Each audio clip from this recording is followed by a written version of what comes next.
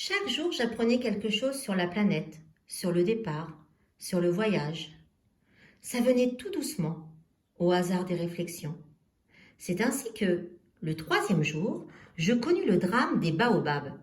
Cette fois-ci encore, ce fut grâce au mouton, car brusquement le petit prince m'interrogea, comme pris d'un doute grave. C'est bien vrai, n'est-ce pas, que les moutons mangent les arbustes? Oui, c'est vrai. Ah, je suis content. Je ne compris pas pourquoi il était si important que les moutons mangeassent les arbustes.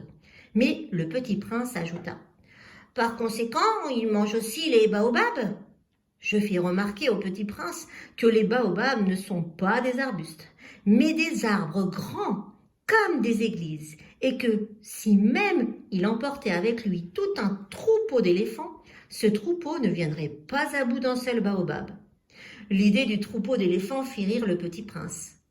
Il faudrait les mettre les uns sur les autres. Mais il remarqua avec sagesse. Les baobabs, avant de grandir, ça commence par être petit. C'est exact. Mais pourquoi veux-tu que tes moutons mangent les petits baobabs?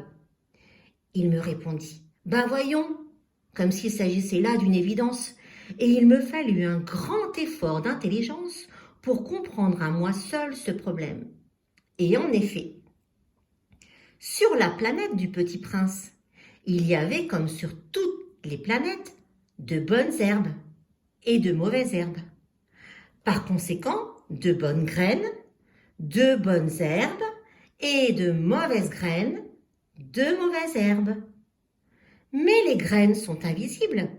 Elles dorment dans le secret de la terre jusqu'à ce qu'il prenne fantaisie à l'une d'elles de se réveiller. Alors elle s'étire et pousse d'abord timidement vers le soleil, une ravissante petite brindille inoffensive. S'il s'agit d'une brindille de radis ou de rosier, on peut la laisser pousser comme elle veut. Mais s'il s'agit d'une mauvaise plante, il faut arracher la plante aussitôt, dès qu'on a su la reconnaître. Or, il y avait des graines terribles sur la planète du Petit Prince. C'étaient les graines de baobab. Le sol de la planète en était infesté. Or, un baobab, si l'on s'y prend trop tard, on ne peut jamais plus s'en débarrasser. Il encombre toute la planète. Il la perfore de ses racines. Et si la planète est trop petite, et si les baobabs sont trop nombreux, ils la font éclater. C'est une question de discipline, me disait plus tard le petit prince.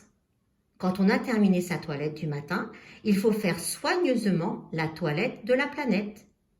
Il faut s'astreindre régulièrement à arracher les baobabs dès qu'on les distingue d'avec les rosiers, auxquels ils ressemblent beaucoup quand ils sont très jeunes. C'est un travail très ennuyeux, mais très facile. Et un jour, il me conseilla de m'appliquer à réussir un beau dessin pour bien faire entrer ça dans la tête des enfants de chez moi. S'ils voyagent un jour, me disait-il, ça pourra leur servir. Il est quelquefois sans inconvénient de remettre à plus tard son travail, mais s'il s'agit des baobabs, c'est toujours une catastrophe. J'ai connu une planète habitée par un paresseux. Il avait négligé 3 arbustes. Et sur les indications du Petit Prince, j'ai dessiné cette planète-là. Je n'aime guère prendre le ton d'un moraliste, mais le danger des baobabs est si peu connu et les risques courus par celui qui s'est garé dans un astéroïde sont si considérables que pour une fois, je fais exception à ma réserve. Je dis, enfants, faites attention aux baobabs. C'est pour avertir mes amis d'un danger qu'ils frôlaient depuis longtemps que moi-même, sans le connaître, que j'ai tant travaillé ce dessin-là. La leçon que je donnais en valait la peine. Vous vous demanderez peut-être, pourquoi n'y a-t-il pas dans ce livre d'autres dessins aussi grandioses que le dessin des baobabs?